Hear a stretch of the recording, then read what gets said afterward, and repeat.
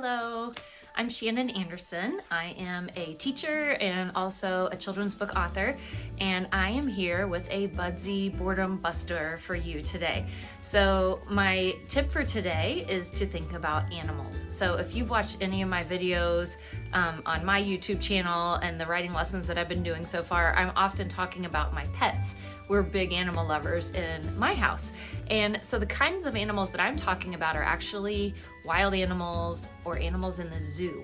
So I have some ideas for you if you're an animal lover too, some ways that you can incorporate writing and a love of animals and have some fun.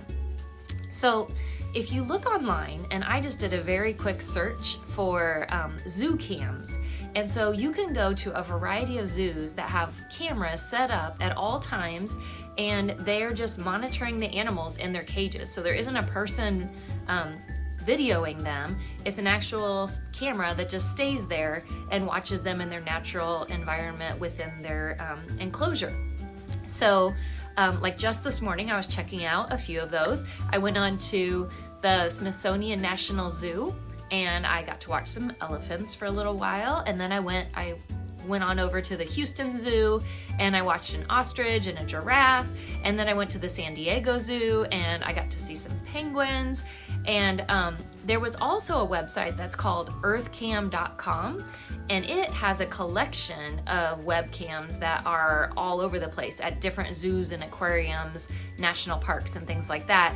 I watched some meerkats, which was very entertaining, and some dolphins while I was on there. So there are all kinds of opportunities to get to see these animals without having to go to the zoo, thankfully, since most of the zoos are closed right now.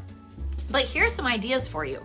So depending on your age level, grade level, I have different things that you can try. I'm an elementary teacher, so most of these are geared for elementary school kids. And so one of the things I thought would be fun is to pretend that you're actually a zookeeper and you're keeping a log. So let's say, just like right now, the zoos are closed.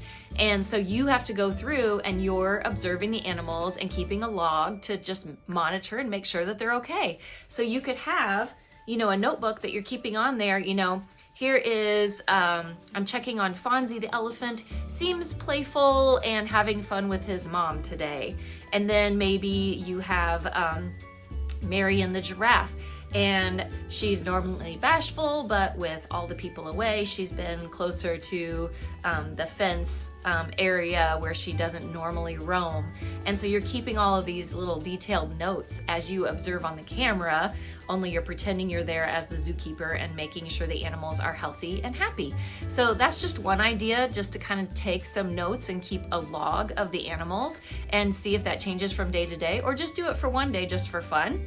Another idea that I have is you can do like a little nonfiction writing, like maybe research on one animal, or you could it's so easy to make your own little blank books. So just take some colored paper and you can staple in some regular paper, and you can make yourself a little blank book, and you could do a little book just on one particular animal. So pick your favorite animal and try to find a webcam that's showing that animal, or just wait until you find a webcam that has an active animal and do it on that one. The cool thing about a lot of these zoo websites is that they have underneath, when you're viewing the animal, they have factual information that's really interesting about the animal, and they have other things that you can click on to find more information. And of course, you know how to research. You can go on there on the internet and look up any animal and find all kinds of things.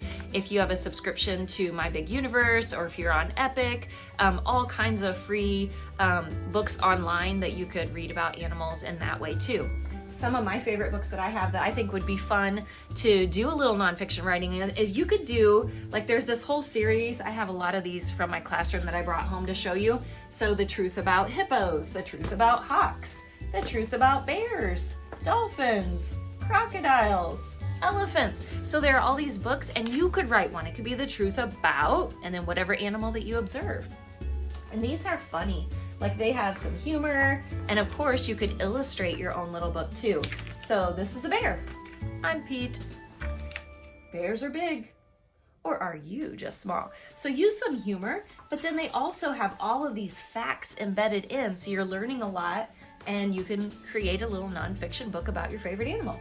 Another series that I like are the disappeared series. So like if sharks disappeared, if polar bears disappeared, if elephants disappeared. So you could do a book like that. Another thing that I think would be really fun is if you wanted to do like a diary. So pretend like you are the animal. Right now would be really a fun time to write this because the animals are probably wondering, where are all the people? Because the zoos are closed, and they're probably wondering, like I saw on the news they were letting penguins wander around at an aquarium the other day, and they probably had so much fun observing all the other animals because they're usually just the ones being observed. So like, you know, the diary of a fly, diary of a worm, you could do diary of a penguin, and you could talk about what it's like to be in the zoo and what your day-to-day things are. And by using the webcams, you can see what their day-to-day things and habits are. So that's another idea. Another one, this is by one of my friends, two of my friends. So Tammy Sauer and Troy Cummings wrote this book, Caring for Your Lion, which is also hilarious. And see, look, I even have autographs from both of them. So it has like the steps for how you would take care of a wild animal if one came to your home.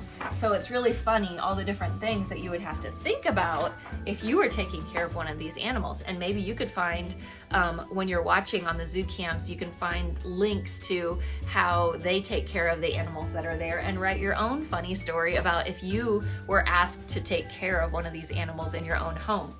And then last but not least, definitely not least, because I love poetry, you could write a poem about an animal. I have all kinds of poetry ideas, and I'll be posting more different types of poetry that you can write. But yeah, this just has all kinds of animals that you can write poems about, and you can do funny ones or serious ones and ones that have facts in them and draw pictures to go with them. But make yourself a little book or just do one poem. But these are all different ways that just by observing some animals from your comfort of your own home, you can take that information and turn it into a book, a log, a diary, a poem, whatever you want.